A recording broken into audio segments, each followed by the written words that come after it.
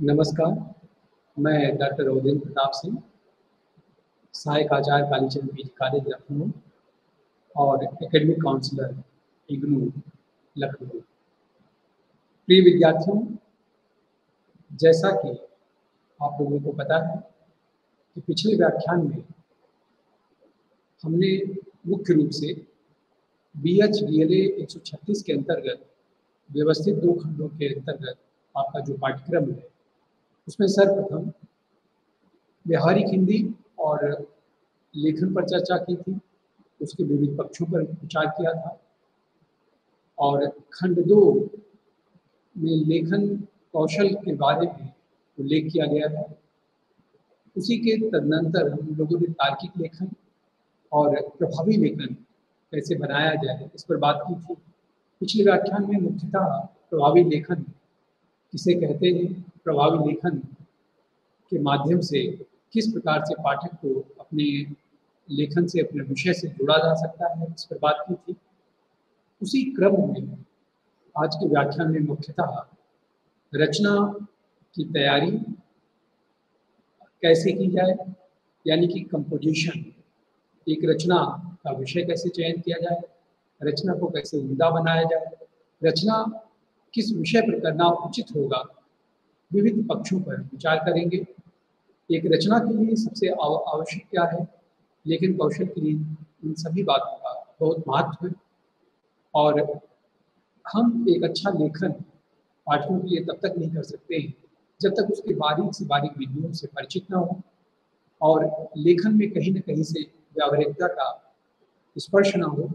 जब तक हमारा लेखन व्यावहारिक नहीं होगा, हमारे लिए रुचिकर तभी होगा जब हम कहीं न कहीं से उसको पढ़ने के बाद उससे अपने आप को बधा हुआ महसूस करेंगे, उससे कहीं न कहीं अपने आप को जुड़ा हुआ महसूस करेंगे, तभी हम एक अच्छा लेखन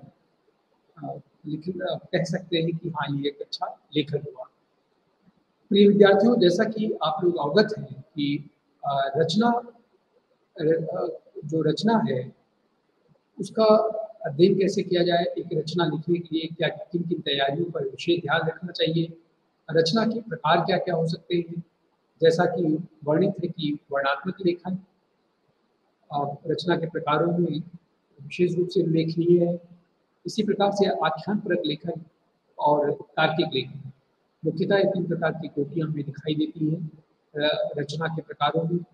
इसी प्रकार से रचना करते समय हमें किन-किन बातों का विशेष रूप से ध्यान रखना चाहिए कि कैसे हमें रचना का प्रारंभ करना चाहिए और फिर विषय का विस्तार किस प्रकार करना चाहिए और अंत में रचना को उत्कर्ष तक पहुँचाकर, अपने लक्ष्य तक पहुँचाकर उसका समापन कैसे करना चाहिए, इत्यादि बिंदुओं पर हम विस्तार से विचार करेंगे। जैसा कि विदित है कि रचना करने से पहले जो विषय सामग्री है उसे एकत्रित करने से लेकर के लेखन करते समय तक जिन-जिन महत्वपूर्ण पक्षों पर ध्यान देना चाहिए, उन्हें समझना बहुत आवश्यक है। एक लेखक अच्छा लेखन तभी कर सकता है जब वो लेखन के तमाम पक्षों से भली-भांति परिचित हो, लेखन के प्रकारों से परिचित हो, लेखन की तैयारी कैसे बेहतर की जाए और उससे संबद्ध जो बिंदु हैं उन पर कैसे विचार करें। जब तक वो इन बातों से परिचित नहीं होगा, इन पर वो विचार नहीं करेगा, तब तक वो एक अच्छा लेखन नहीं कर सकता है। रचना करते समय हमें विशेष रूप से ध्यान देना आवश्यक होता है कि रचना को कैसे पाठकों के लिए रुचिकर बनाया जाए, कैसे ज्वलंत विषयों को, जो विषय बनाया गया है लेखन का, उसे प्रभावी रूप में प्रस्तुत किया जाए। इसके पहले के व्याख्यान में हम लोगों ने प्रभावी लेखन के बारे में पढ़ा था कि प्रभावी लेखन बनाने के लिए किन-किन आयामों का ध्यान देना चाहिए, किन-किन पक्षों पर विशेष रूप से विचार करना चाहिए ताकि हमारा लेखन प्रभावी बन सके। कुछ लिख देना ही लिखना नहीं होता है, जब तक उस लिखने से पाठक जुड़ता न जाए, जब तक पाठक अपने आप को उससे जुड़ा हुआ महसूस न करे, तब तक वो लेखन निरर्थक ही है। इसलिए एक प्रभावी लेखन ही एक रचनात्मक लेखन हो सकता है और रचना की तैयारी कैसे की जाए, एक प्रभावी लेखन से पूर्व एक लेखक को क्या-क्या तैयारियाँ करनी पड़ती हैं, किन तैयारियों पर विशेष ध्यान देना पड़ता है, इस पर विचार करना आवश्यक है। रचना को पढ़ने के बाद जो पाठक है, उस पर अपेक्षित प्रभाव कैसे पड़े और वह जीवन एवं समस्याओं को एक नई दृष्टि से कैसे देखने की दृष्टि अपने भीतर पाता हुआ पाए, ये एक प्रभावी रचना ही उसे दे सकती है। प्रभावी रचना के माध्यम से ही वो कुछ इस तरह का गुण सीख सकता है। किसी भी रचना या लेखन को प्रभावी बनाने के लिए रचनाकार को जिन बिंदुओं पर विशेष ध्यान देने की आवश्यकता होती है, उन्हें अपने लेखन के प्रकारांतर ध्यान रखते हुए ही लिखना चाहिए, ताकि उसका लेखन प्रभावी हो सके, पाठक उससे जुड़ सके। वस्तुतः रचना या कंपोजिशन किसे कहते हैं, यह भी विचारणीय बिंदु है। मेरे विचार से एक ढांचे के अंतर्गत प्रारंभ से अंत तक किसी विषय का सुसंगठित प्रस्तुतिकरण यदि किया जाता है, जब किया जाता है तो रचना होती है।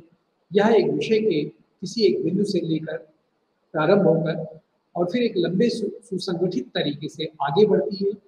विषय का प्रारंभ, विस्तार और अंत बहुत सुनियोजित होता है। और जब तक हम किसी विषय का प्रारंभ कैसे करें और फिर उस विषय को आगे विस्तार किस रूप में दें और अंततः उसका समापन किस तरह से करें, ये तीनों कड़ियाँ बहुत महत्व रखती हैं। जब तक इन तीनों कड़ियों के बीच में एक जुड़ाव नहीं होगा, एक समानांतर गतिमान प्रक्रिया नहीं होगी, तब तक वह लेखन प्रभावी नहीं हो सकता है।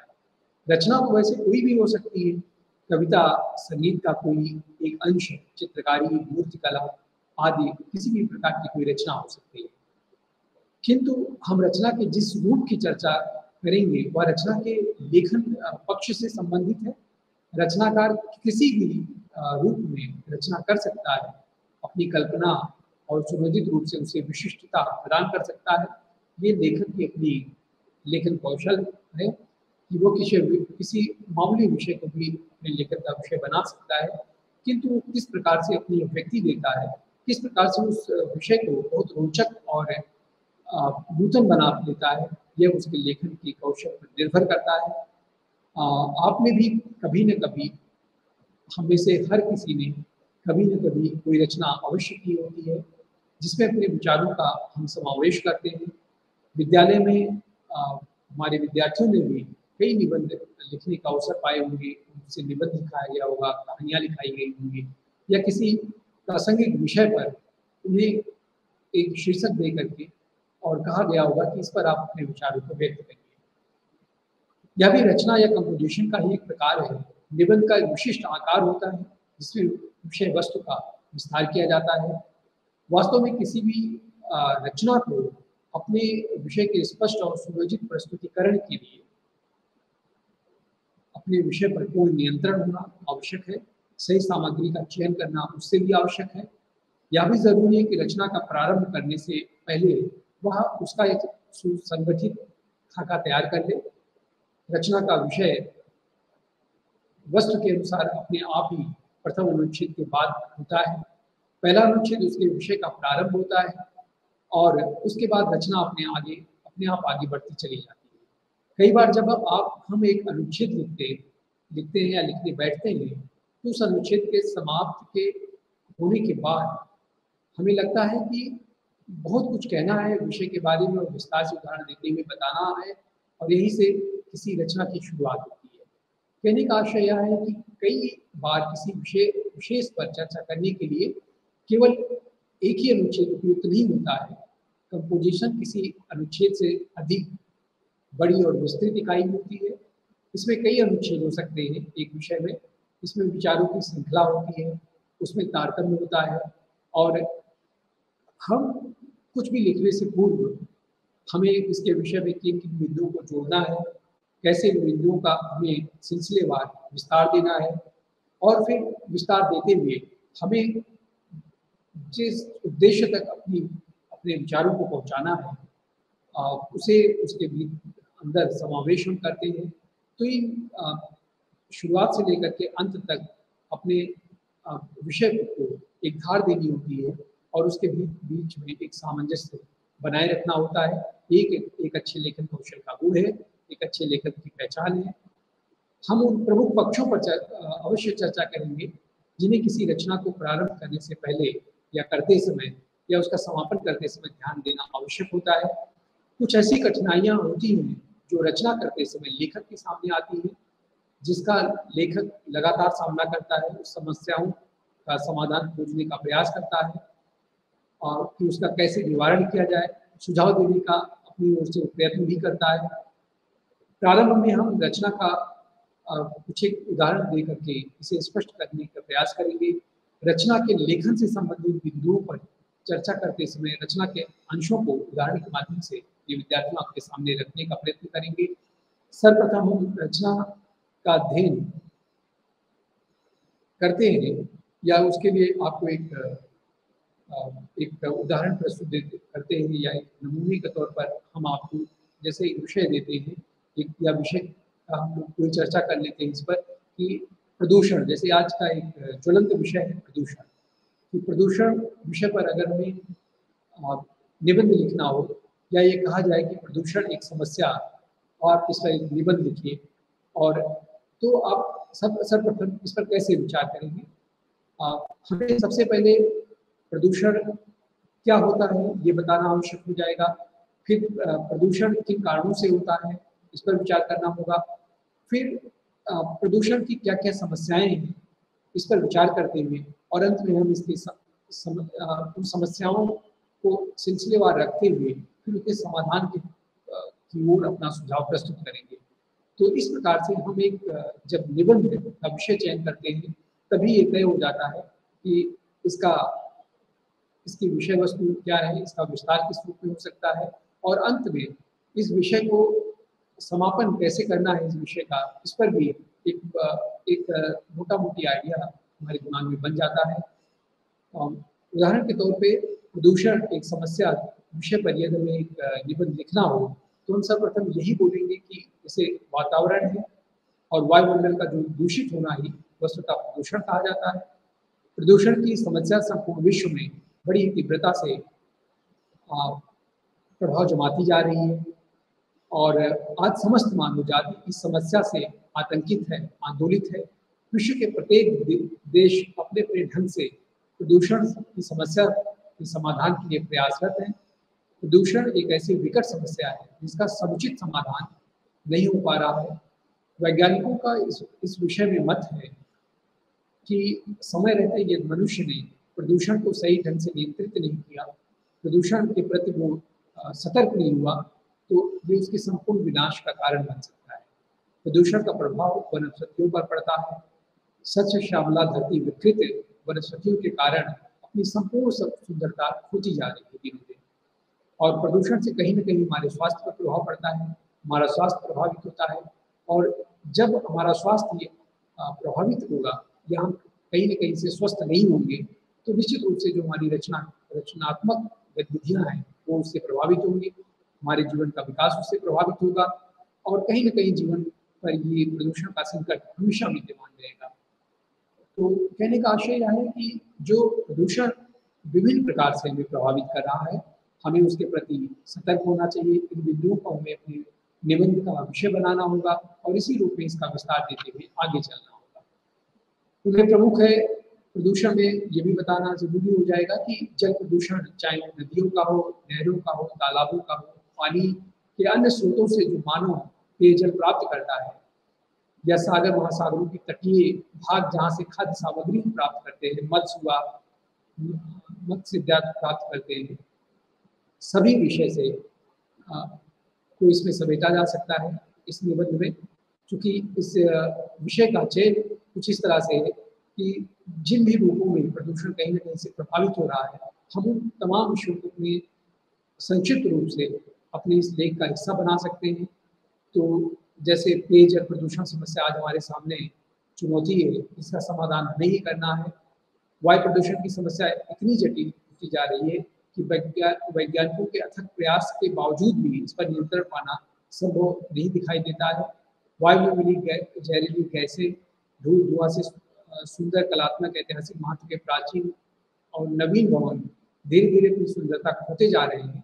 हम प्रदूषण का जो दुष्परिणाम है उसको दिनों दिन देख रहे हैं कि किस प्रकार से प्रदूषण का जो प्रभाव है वो केवल हम पर व्यक्तिगत प्रभाव नहीं डाल रहा है, अपितु उसका एक व्यापक प्रभाव पड़ रहा है हमारे आम जनमानस पर, जिससे हमारी विभिन्न प्रकार की गतिविधियां प्रभावित हो रही हैं, अनेकों प्रकार के आणविक परीक्षण हो रहे हैं, चाहे वह समुद्र में हो रहे हो, धरती पर हो रहे हो या अलग-अलग प्रभाव जहाँ भी जिस रूप में भी हो रहे हो, उनका कहीं न कहीं प्रभाव धरती पर ही पड़ता है। इन परीक्षणों से अनेकों नवीन बीमारियाँ हमें दृष्टिगत होती हैं। सारा विश्व इन बीमारियों से आतंकित है। इसका परिणाम वास्तव में बहुत भयानक होता जा रहा है। इसलिए हम देखें कि जो प्रदूषण है, उसके प्रति हर व्यक्ति को बहुत सतर्क और चैतन्य होने की आवश्यकता है, उस पर नियंत्रण करने की आवश्यकता है। प्रदूषण के कई कारण भी हैं, जिन कारणों पर भी हमें अपनी निबंध में अ, उसका विषय बनाना है। आबाद गति से बढ़ती हुई जनसंख्या भी, जिससे पृथ्वी का प्रत्येक कोना घिरता जा रहा है। खेतों खलिहानों में पेड़ों के निरंतर बेरोक कटाव के कारण भी हमारा जो प्रदूषण है वो प्रभावित हो रहा है। तो हम देखते हैं कि हरियाली का अभाव और रेगिस्तान का बढ़ता प्रभाव प्रदूषण की वृद्धि में बहुत बड़ा योगदान दे रहा है। वृक्ष हमारे सबसे कल्याणकारी और शुभ चिंतक मित्र होते हैं, हम सभी जानते हैं। यह हम भूल गए हैं कि क्षणिक स्वार्थ के लिए की पूर्ति के लिए, अपनी भौतिक सुख सुविधाओं की पूर्ति के लिए हम उन्हें बेदर्दी से काटते जाते हैं। प्रकृति का जो संतुलन है वो वृक्षों के कटान से कटाव से वो बढ़ता जा रहा है। प्रदूषण पर नियंत्रण सभी चाहते हैं, सभी हमें से हर कोई चाहता है कि हमारा वातावरण स्वच्छ हो, प्रदूषण रहित हो, प्रदूषणहीन हो। और इसके लिए वैज्ञानिकों के तमाम परामर्श भी आते हैं, तमाम तरह के सुझाव और उसको संतुलित बनाने के लिए बातें बताई जाती हैं, किंतु उसका समुचित समाधान अभी भी नहीं हो पा रहा है। और ऐसे उपकरण भी तैयार किए जा रहे हैं जिनके प्रयोग से बड़े-बड़े कारखाने और फैक्ट्रियों में कुछ सीमा तक प्रदूषण को कम करने का प्रयास कर सकें। कारखानों फैक्ट्रियों से निकलने वाले जो दूषित जल को नदियों में अनियंत्रित तरीके से उनके अंदर डाल दिया जाता है। कारखानों के मलबे को जलाकर अन्य प्रकार से नष्ट करके उनकी मारक क्षमता बढ़ाया जा सकता है। प्राकृतिक संतुलन बनाए रखने के लिए वनों का रखरखाव, वृक्षारोपण और हरित पट्टियों के निर्माण में अधिक धन लगाया जा सकता है। जहाँ तक संभव हो सके प्रदूषण की विकट समस्या पर शीघ्र ही काबू पाना आवश्यक हो गया है। इसमें किसी प्रकार की देरी हमारी विकसित और विकसनशील सभ्यता और संस्कृति के लिए बहुत घातक है। प्रदूषण के विनाश से बचने के लिए जितनी सावधानी हो सकती है, जितने संभव उपाय हो सकते हैं, उनका पालन मानव मात्र का प्रथम कर्तव्य है। आवश्यकता है हमें सचेत होने की, जागरूक होने की और प्रदूषण को लेकर के सतर्क होने की। तो प्रिय विद्यार्थियों, हम देखते हैं कि प्रदूषण जैसे विषय पर जब हमें अपनी लेखन कौशल के माध्यम से अपने विचारों को व्यक्त करने का अवसर मिलता है, तो किस प्रकार से उसकी अभिव्यक्ति करते हैं।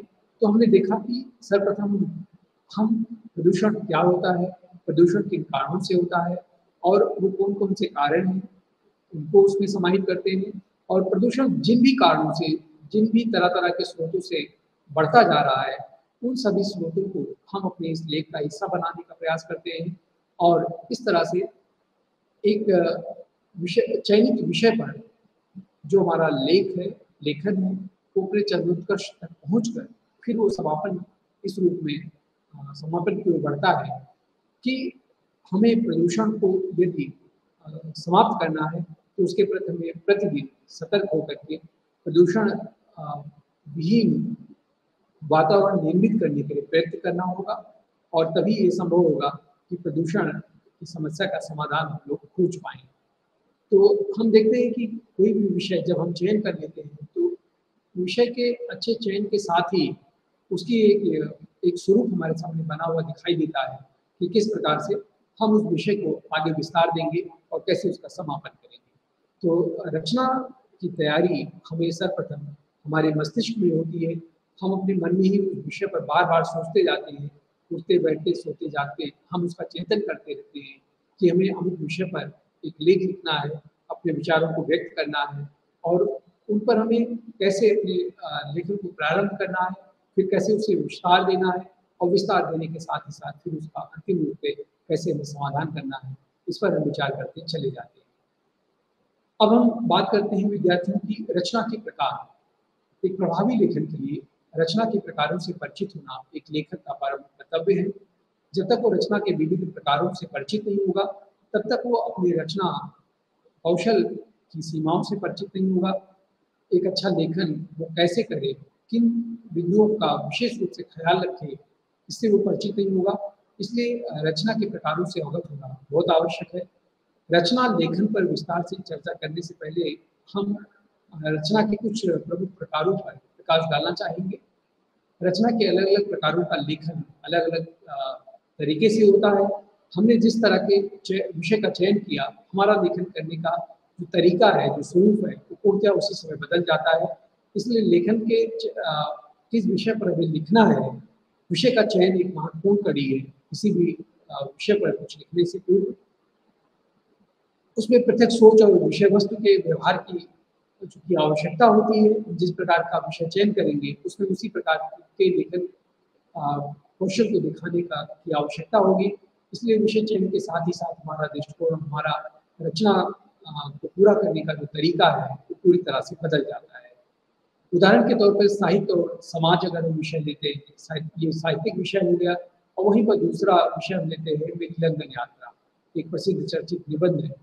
तो मेरी लंदन यात्रा यानी कि इसमें बताना होगा कि यहाँ से मैं अपने वर्तमान स्थान से लंदन की यात्रा तक पहुँचने के बीच का जो वृत्तांत है, उसका संपूर्ण उल्लेख करेंगे कि कैसे हमने यात्रा के लिए अपनी तैयारी की, कैसे मन बनाया और जब तैयारी कर लिया तो फिर उस तैयारी के लिए हमने क्या-क्या क्रियान्वयन किया और अंत में किस प्रकार से हम उसका विस्तार करते जाएँगे कि रास्ते की हमारी यात्रा किस प्रकार से रही, कैसे-कैसे समस्याओं का और कैसे-कैसे आनंद का हमने सामना किया और अंत में जब हम यात्रा को पूर्ण कर लेते हैं, अपने निर्धारित लक्ष्य तक यात्रा के पहुँच जाते हैं, फिर हम इस समाधान के अपना विचार व्यक्त करते हैं कि कैसे हमने एक लंबी यात्रा की और इस यात्रा के बीच में हमें मुख्यतः क्या-क्या अनुभव हुआ और अंत में जब हम अपने लक्ष्य तक, अपनी यात्रा के अंतिम चोटी तक पहुँच गए हैं, तो हम क्या अनुभव कर रहे हैं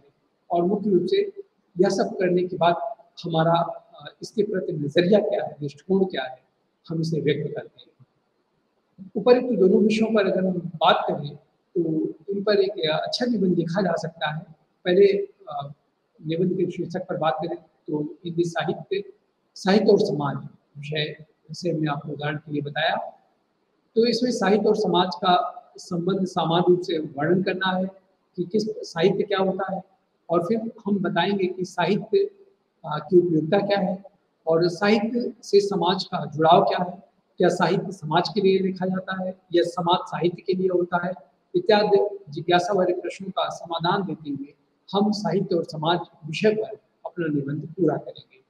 कई बार एक ही विषय पर अलग-अलग तरह से लिखा जा सकता है और लिखा भी जाता है। कई रचनाकार हैं जो एक ही विषय पर भिन्न-भिन्न प्रकार से अपनी वाणी को व्यक्त करते हैं और अलग-अलग लेखकों द्वारा लिखी गई रचना में भी बहुत बड़ा अंतर होता है। ये निर्विवाद रूप से सत्य है क्योंकि उनकी शैली और उनके विचार एक दूसरे से भिन्न होते हैं, अलग होते हैं। विषय को देखते और समझने की दृष्टि हर लेखक की अलग होती है। हमने उदाहरण के तौर पर जो रचना पढ़ने को अभी आपसे बताया कि जैसे आप प्रदूषण पर निबंध लिखिए, प्रदूषण एक समस्या पर निबंध लिखिए, तो आपने देखा कि इसके लेखन का जो ढंग है, वो कई तरह से स्पष्ट हो जाता है। यहाँ उसे एक निबंध की तरह लिखा गया है और तर्क देकर अपनी-अपनी बात स्पष्ट करने का प्रयास एक लेखक करता है। तो इस प्रकार से जब हम किसी विषय का चयन करते हैं, तो अधिकांश बातें हमारी उस विषय के चयन के साथ ही तय हो जाती है कि कैसे हमें उस पर लिखना है, कैसे उसका विस्तार देना है और कैसे उसका समाधान ढूँढते हुए समाप्त करना है। रचना के मुख्यतः 3 प्रकार हमें दिखाई देते हैं, जो इसका वर्णन होता है। पहला है वर्णनात्मक लेखन और आख्यानपरक लेखन और अंतिम है तार्किक लेखन। तो इस प्रकार से लेखन के 3 प्रकार दिखाई देते हैं। रचना का हर प्रकार अलग तरह की भाषा, शैली और विषय से संबद्ध विशिष्ट सामग्री की मांग करता है। जब हम किसी विषय को रचना के लिए चुनते हैं तो यह आवश्यक हो जाता है कि अ, हम उसका निर्णय करें कि रचना के किस प्रकार में हम उस विषय का विस्तार करेंगे, रचना से कौन प्रकार को हम उस विषय के लिए चुनेंगे और ये आवश्यक नहीं कि रचना का कोई भी प्रकार पूरी तरह से अपने आप में विशिष्ट हो, पर वह विषय के लिए, किसी रचना के लिए विशिष्ट प्रकार हमें बनाना पड़ता है और विस्तार में उसको रचना के अन्य प्रकारों से तकनीकी सहायता से हम उसका विस्तार देते हैं। तो सर्वप्रथम हम यदि वर्णनात्मक लेखन की बात करें तो वह रचना का एक महत्वपूर्ण प्रकार होता है वर्णनात्मक लेखन। इसमें लेखक किसी व्यक्ति, स्थान, वस्तु का दृश्यगत या दृष्टिगत वर्णन करता है। किसी व्यक्ति का वर्णन करते समय वह उस समय यह अपेक्षित उसे करता है कि उसकी जो चाल ढाल है, उम्र हाथ के साथ साथ उसके आंतरिक रूप का भी वर्णन वह कर सके। इसी प्रकार किसी स्थान के वर्णन में उसके वातावरण, वहाँ के लोगों का चिंतन, दृष्टिकोण और वातावरण, वहाँ के विशिष्ट भोजन आदि का वर्णन आवश्यक हो जाता है। इस प्रकार से लेखन के लिए विशिष्ट शब्दावली और अभिव्यक्तियों का सहारा एक लेखक को लेना पड़ता है। वो जिस प्रकार का विषय चयन करेगा उसी प्रकार की विशिष्ट शब्दावली का प्रयोग वो अपने लेखन में करता है और तभी उसका लेखन प्रभावी हो पाता है। एक उदाहरण देकर हम इस बात को और स्पष्ट करना चाहेंगे। जैसे वर्षा भर का समय बीत जाने पर सोना हरिण शावक से हरिणी में परिवर्तित होने लगा। उसके शरीर के पीताभ, रोए ताम्रवर्णी झलक देने लगे। टांगे अधिक सुडौल और खुरों के खुले पानी में चमक आ गई। गिरवा अधिक बंकिम और लचीली हो गई। पाठ में भराव वाला उतार चढ़ाव और स्निग्धता दिखाई देने लगी, परंतु सबसे अधिक विशेषता से उसकी आंखों और दृष्टि में मिलती थी। आंखों के चारों ओर खिंची कज्जल कोर में पीले गोलक और दृष्टि ऐसी लगती थी मानो नीलम के बल्बों में उजली विद्युत का स्मरण हो रहा हो। तो हम देख रहे हैं कि वर्षा विषय एक सामान्य सा चर्चित विषय है जिस पर हमें एक लेख लिख रहे हैं। लेख लिखने के लिए हमें कहा गया है, तो हम उनमें सबसे पहले किन बिंदुओं को ध्यान देंगे। इसी पर कोई निबंध लिखेगा, विद्यार्थी एक लिखता है तो साधारणतः वह ये बताएगा कि वर्षा कैसे होती है, वर्षा से किस प्रकार हम गर्मी से निजात पाते हैं, कैसे वर्षा के क्या क्या फायदे हैं फसलों के लिए, किस प्रकार वो उपयोगी है, वातावरण के लिए कैसे वो उपयोगी है, और फिर अंतिम में वो जो जिस विषय पर निबंध लिख रहा होता है उसके चरमोत्कर्ष तक पहुँचाने करके वो किस रूप में विराम लेगा ये भी उसे तय करना पड़ता है। इसी प्रकार से आख्यान परक लेखन की यदि हम बात करें तो रचना के प्रकारों में यह भी बहुत महत्वपूर्ण प्रकार है। आख्यान परक लेखन में लेखक वास्तविकता या कल्पना का सहारा लेते हुए घटनाओं का अंकन करता जाता है। ऐसा नहीं है कि आख्यान परक लेखन में वह बिल्कुल वास्तविक घटनाओं का वर्णन जो का त्यों करेगा, अपितु इसमें वह अपनी कल्पना का भी सहयोग लेता है, सहारा लेता है। लघु कथाएं इसी तरह के लेखन के अंतर्गत आती हैं। इसमें लेखक के लिए आवश्यक होता है कि वह घटनाओं का उसी क्रम में वर्णन करे जिस क्रम में वह घटित होती है। साथ ही साथ लेखक की दृष्टि में भी उसमें दृष्टिगत होती है कि लेखक का अपना सोचना क्या है, उसका अपना नजरिया क्या है, वह उस विषय के बारे में स्वयं में क्या सोचता है या उसका लक्ष्य क्या है, इत्यादि तमाम तरह की बातें उसके लेख को लिखते समय या उस लेख को पढ़ते समय हमें अनुभव हो जाता है। इसी प्रकार से हम देखते हैं कि तार्किक लेखन की बात होती है और तार्किक लेखन में हमने पिछली इकाइयों में बात की थी विस्तार से कि तार्किक लेखन किस प्रकार से हमारी लेखन कौशल को बढ़ाता है, कैसे हमारे लेखन को प्रभावी बनाता है। और यहाँ पर रचना के प्रकारों में तार्किक लेखन का अपना महत्वपूर्ण स्थान है। लेखन का जो तार्किक लेखन से जो साधारण आशय निकलता है वह किसी विषय का वर्णन करना और अपने तर्क से स्पष्ट करना, जिससे पाठक लेखक की समझ को समझ सके। जो सीधा इसका अर्थ है वो इतना ही है कि कोई भी रचना करते समय जो लेखक है उसका मूल उद्देश्य यही होता है और वो कि अपने तर्कों के द्वारा वो अपने विषय को जिस लक्ष्य तक पहुंचाना चाहता है, जो वो अपने लेखन के माध्यम से कहना चाहता है, उसे कह पा रहा है कि नहीं कह पा रहा है, उसका जो संपूर्ण प्रयास होता है वो बस इसी बात को लेकर। हमने देखा कि तार्किक लेखन के लिए महत्वपूर्ण यही होता है कि वो लेखक को कैसे प्रभावी करे। लेखक अपना उद्देश्य अपने लेखन में बाखूबी रखता जाता है, अपने विचार बिंदुओं और दृष्टि से वो स्पष्ट करने का प्रयास करता है।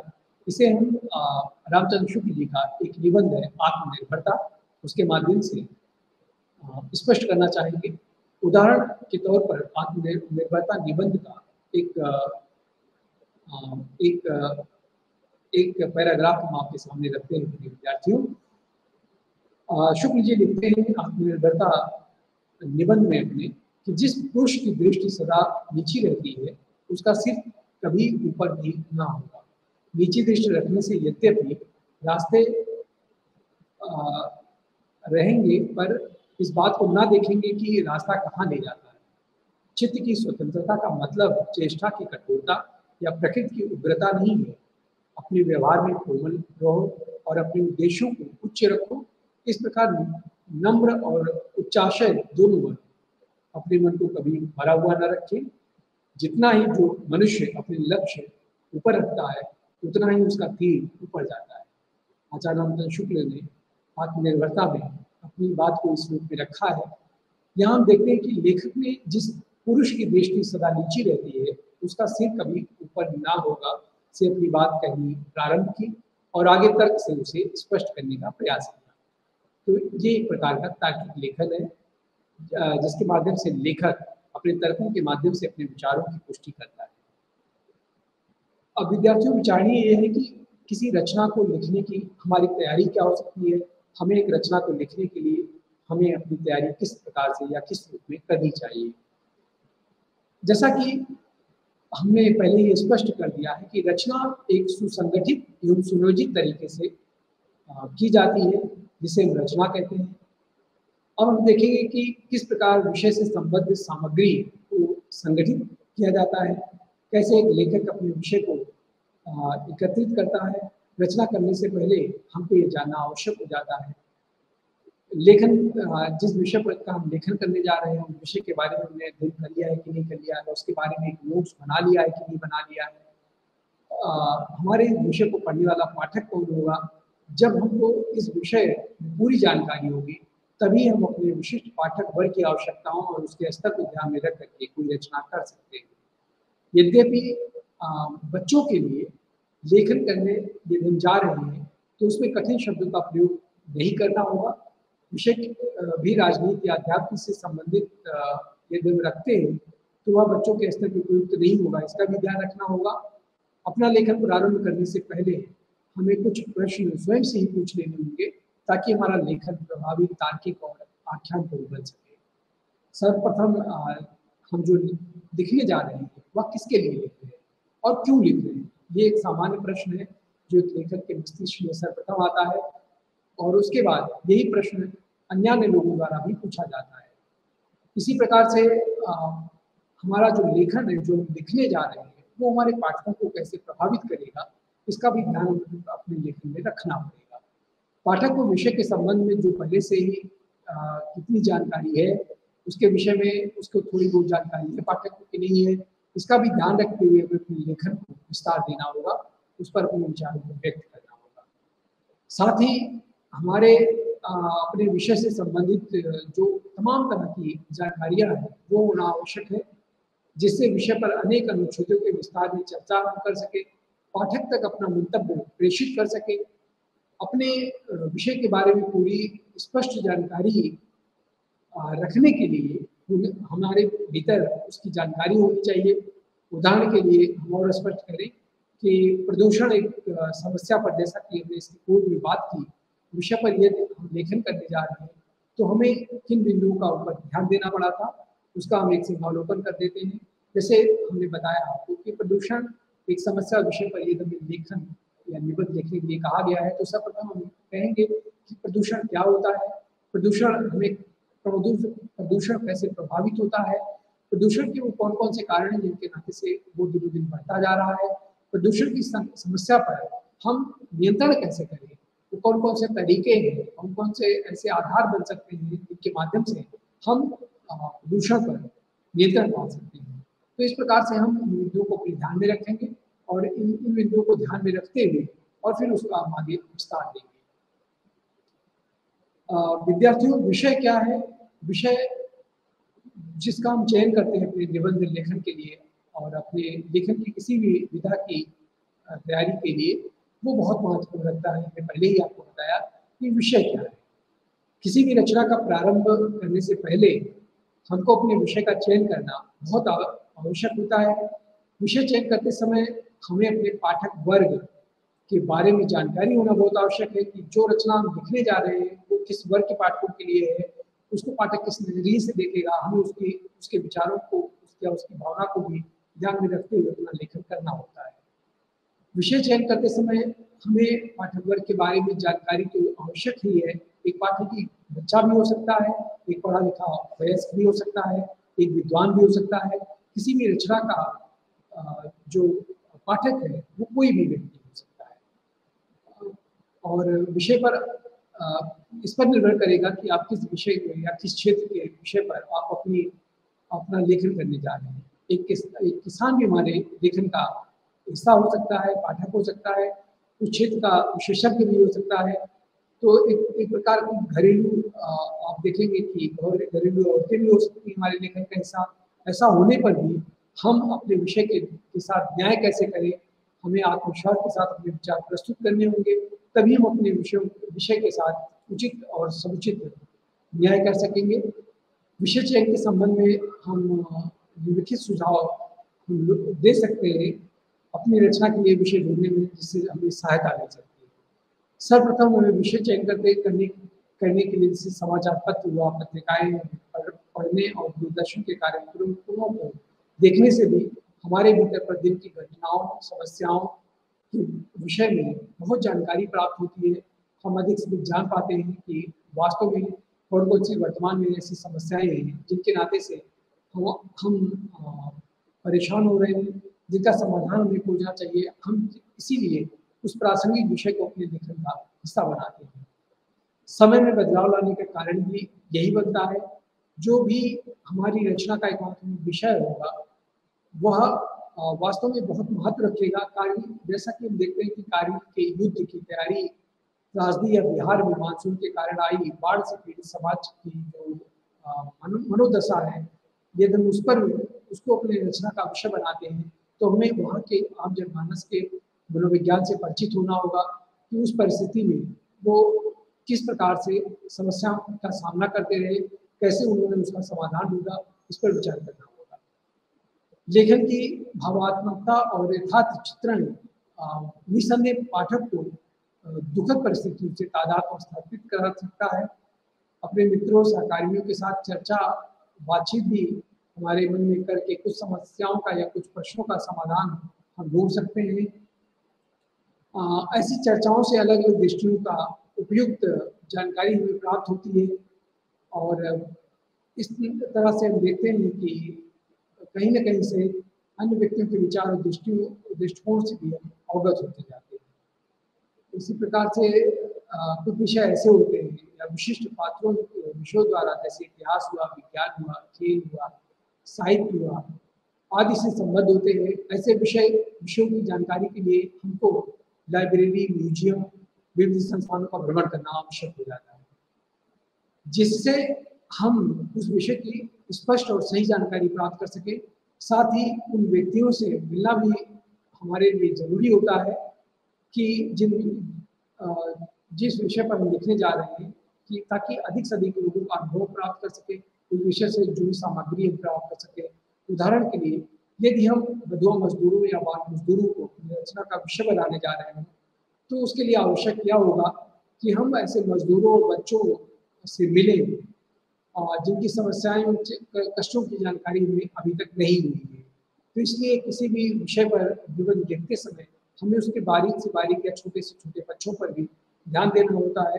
ऐसे हिंदी साहित्य के बहुत सारे लेखक हैं जिन्होंने उपन्यास लिखते समय या अपने लेखन को धारदार या प्रभावी बनाने के लिए उन्होंने वहाँ के वातावरण में स्वयं को रख करके और उस अनुभव से अपने को गुजारा कि कैसे उस परिस्थिति में वो रहने पर क्या अनुभव कर रहा है, कैसे वो अपनी रचना में उस वास्तविकता को जीव रख सकता है।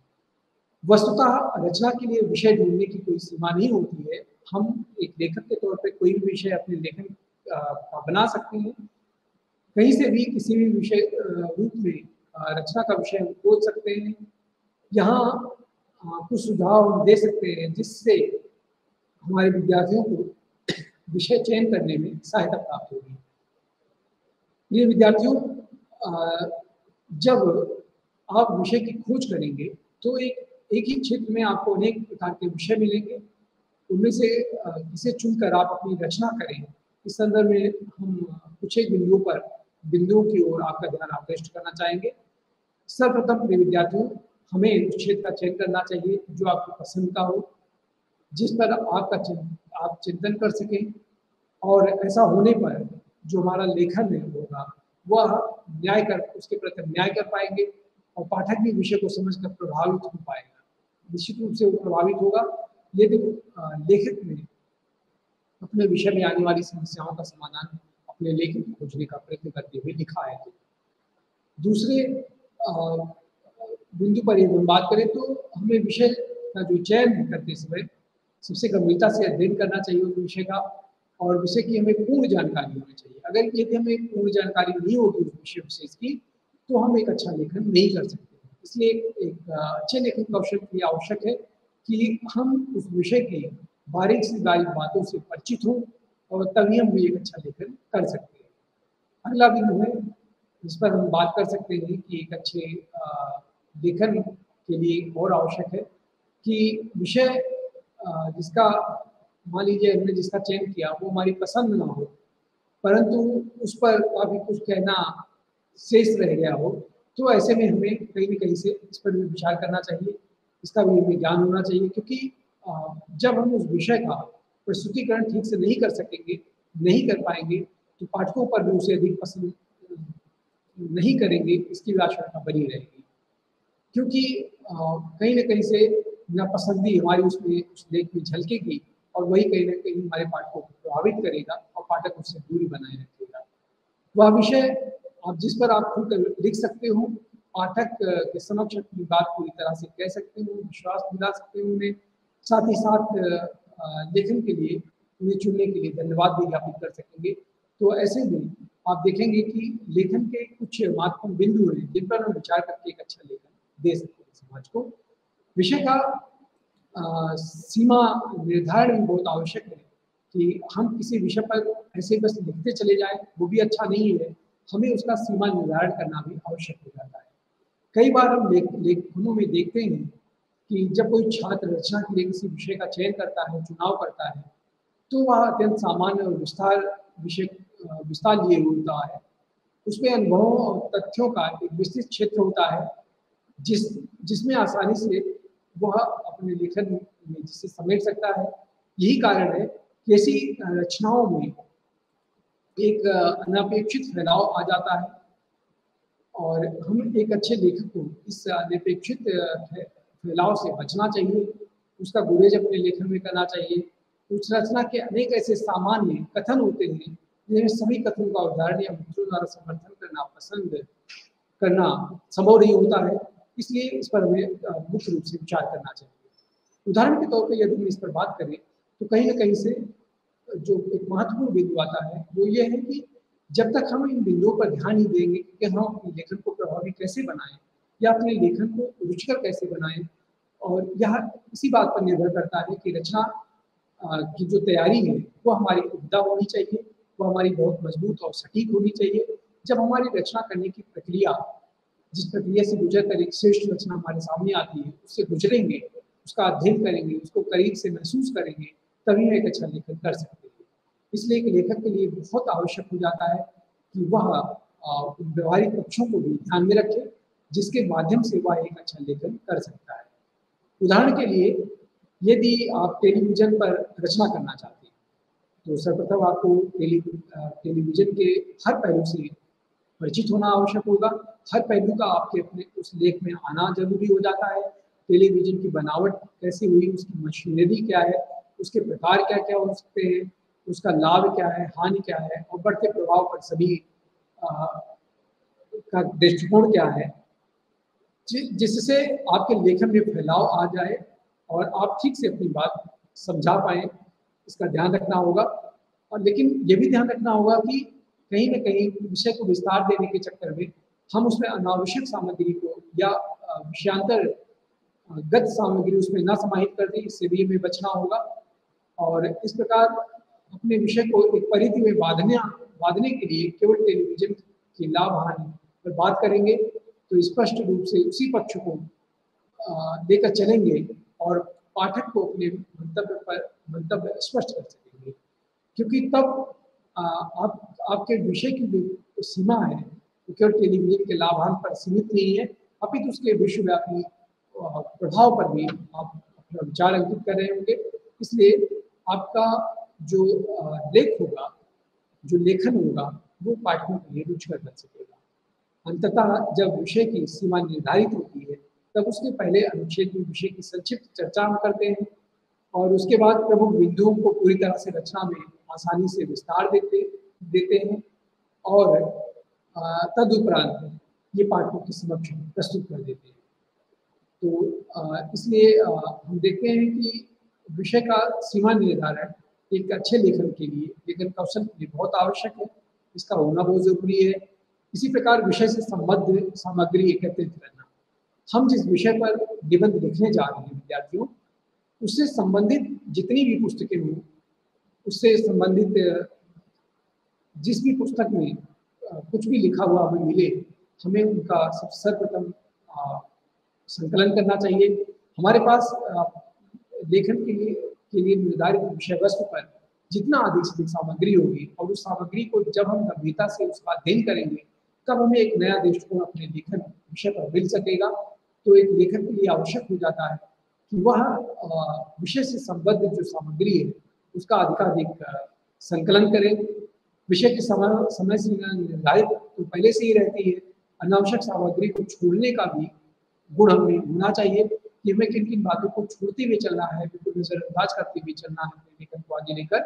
इसका भी ध्यान रखना उतना ही आवश्यक है जितना कि ये कि हमें किस सामग्री को अपने लेखन में समाहित करना है। तो हमें दोनों बातों पर समान रूप से जोर देना होगा कि हमें किस सामग्री को अपने लेखन का हिस्सा बनाना है। इसका भी हम जितना ध्यान रखते हैं उससे कम ध्यान हमें इस बात का नहीं रखना पड़ेगा कि हमें किन किन विषयों को छोड़ते हुए चलना है जिसको अपने निबंध का हिस्सा नहीं बनाना है। और ये बात किसी लेखक में तभी आ सकती है जब वो अच्छी तरह से अपने विषय से संबंधित सामग्री का संचय करेगा, सामग्री को इकट्ठा करेगा, संकलित करेगा और उनका बारीकी से आद्योपांत अध्ययन करेगा। तभी वो अच्छा निबंध लिख सकता है, तभी उसका वो निबंध पाठकों के रुचिकर हो सकता है, उनके लिए पसंद किया जाएगा। साथ ही हम विषय को इस प्रकार नियोजित करते हैं कि वह अपने मंतव्य के निकट आ जाता है ताकि पाठक सीधे सीधे हमारे मंतव्य से परिचित हो सके। पाठक को संप्रेषित जो हम करना चाह रहे हैं वह पाठकों तक पहुंच सके, इसका सबसे पहले लेखक का ध्यान इसी पर होता है। ऐसा करते हुए एक लेखक अपनी सूचनाओं, तथ्यों को विविध स्थानों से एकत्रित कर उन्हें सुनियोजित करते हैं। जब हम अपने विषय का सीमा निर्धारण करते हैं तो उस समय हमारे समक्ष यह स्पष्ट हो जाता है कि हमें किस विषय पर अपना लेख लिखना है, आगे बढ़ाना है, कौन कौन सी रचनाएं करनी है, तथ्य इस रचना में समाहित कहाँ से करने हैं, किस प्रकार से इसका नियोजन करना है इत्यादि पर विचार कर लेते हैं। सूचना एकत्र करने के लिए कुछ स्रोतों का सुझाव देते चलते हैं। इन सुझावों के अतिरिक्त हमको अपनी समझ, चिंतन, विचार और अधिकाधिक उपयोग करना चाहिए।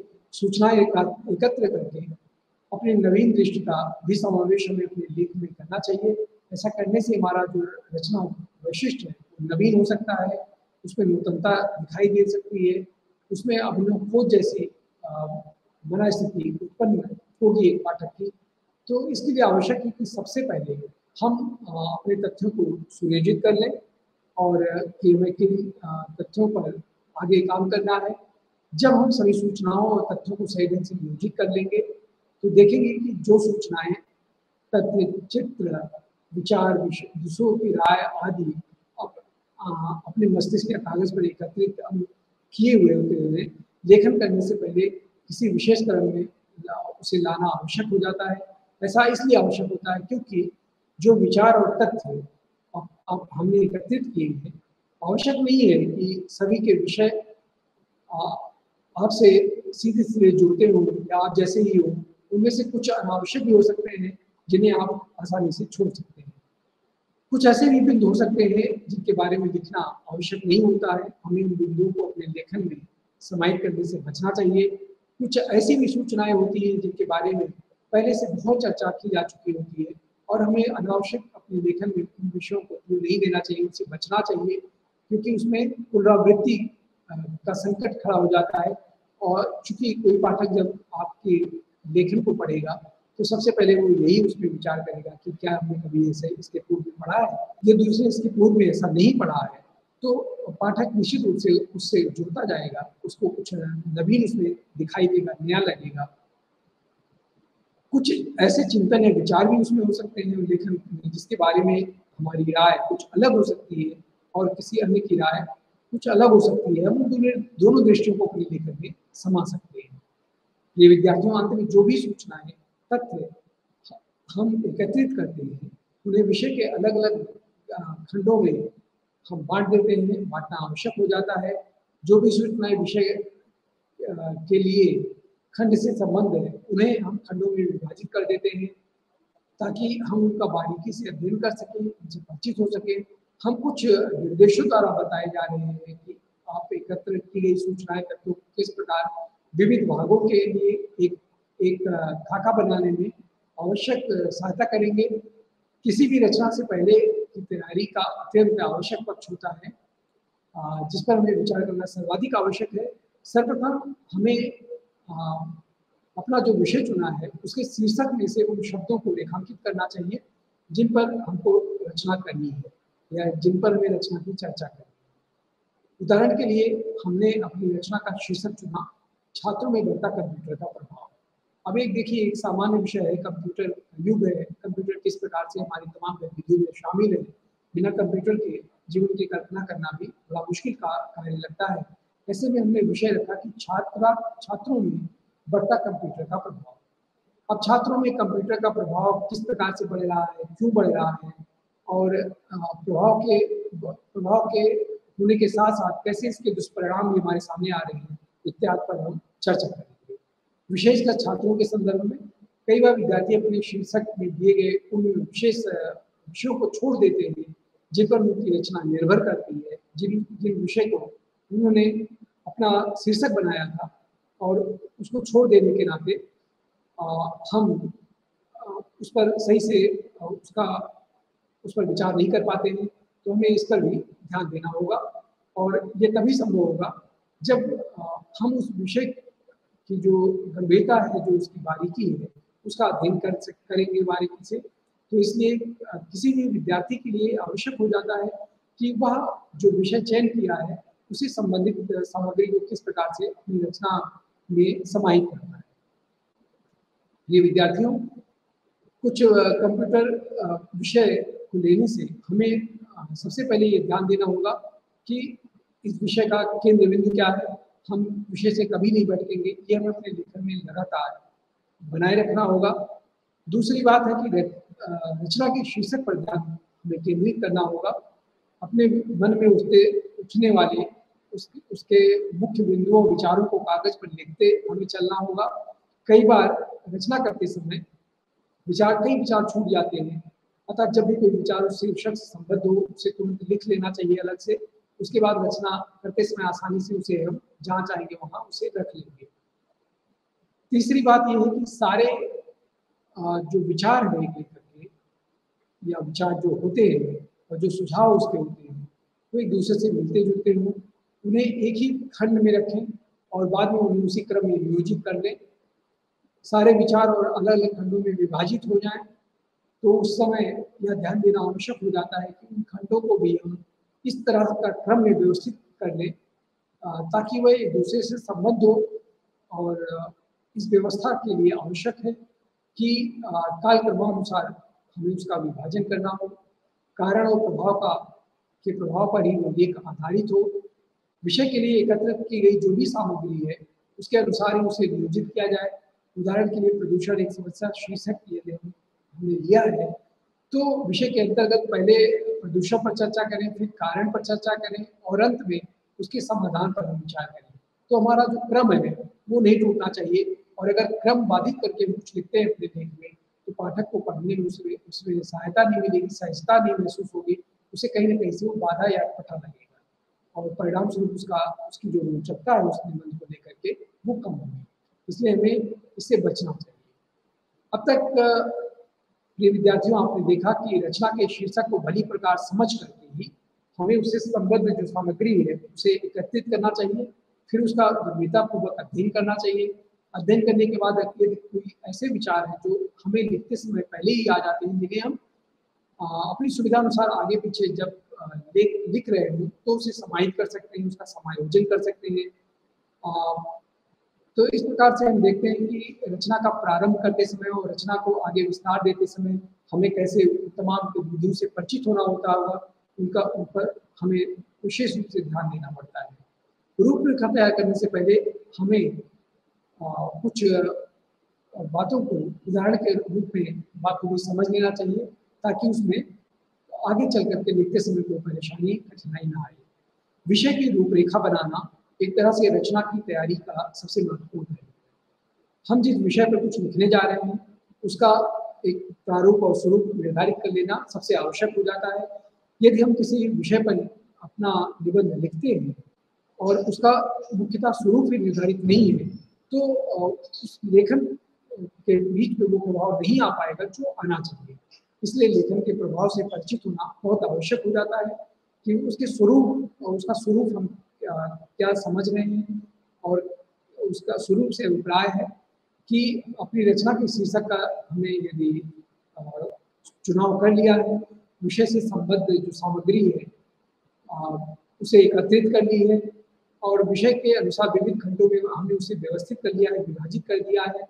लेखन से पहले के अंतिम चरण अर्थात विषय की रूपरेखा बनाना हमारे लिए सबसे आवश्यक हो जाता है। इसलिए प्रिय विद्यार्थियों, हमें विषय की जो रूपरेखा है वो एक तैयार कर लेना होगा। हम किसी भी विषय पर कोई भी निबंध लिख रहे हो, सर्वप्रथम हमें उस विषय का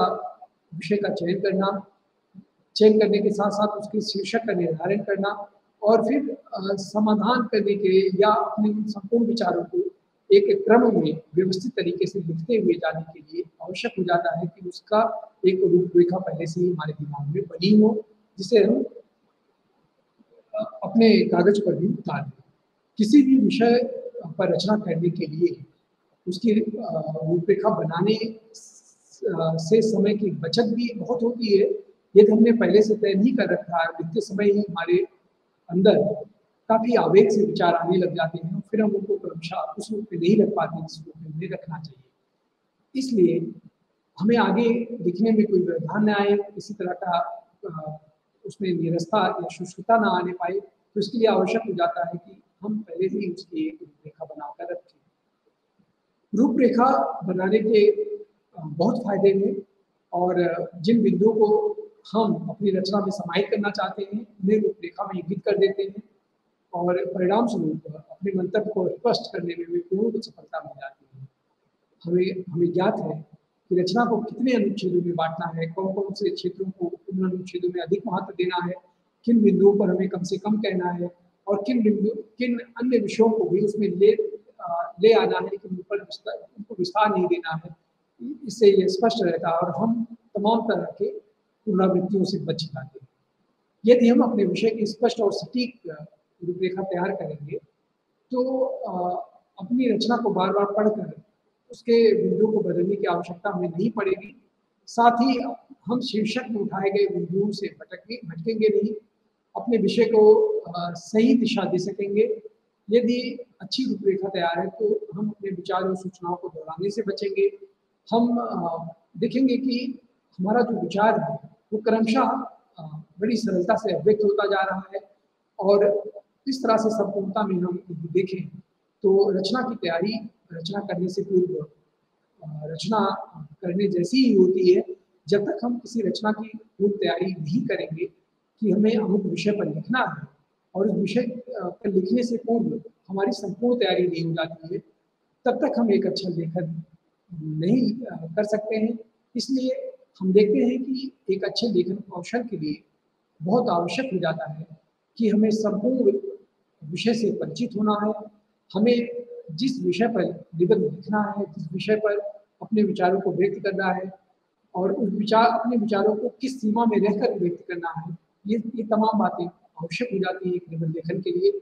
इस तरह ये विद्यार्थियों आज के इस व्याख्यान को जो इकाई 3 के अंतर्गत है रखा गया आपके पाठ्यक्रम में, हम यहीं पर विराम देंगे और हमें पूरा विश्वास है कि अभी तक के व्याख्यान के माध्यम से आप इस बात से पूरी तरह परिचित हो गए होंगे कि किस प्रकार से एक सफल और अच्छे लेखन के माध्यम से हम पाठकों तक अपनी बात को आसानी से पहुंचा सकते हैं और अच्छे लेखन कौशल के क्या-क्या गुण हैं, अच्छा लेखन हम कैसे सीख सकते हैं और एक अच्छा लेखन क्या है, इससे परिचित हुए और रचना के विभिन्न प्रकारों से परिचित हुए। तो इस तरह से आप इस संपूर्ण सामग्री का यदि आद्योपांत अध्ययन करेंगे, आगे भी इनका एक बार इनका रिविजन करेंगे तो निश्चित रूप से आपका जो दृष्टिकोण है वो स्पष्ट हो गया होगा और मैं इसी के साथ अपनी वाणी को विराम दे रहा हूँ। आज के इस व्याख्यान को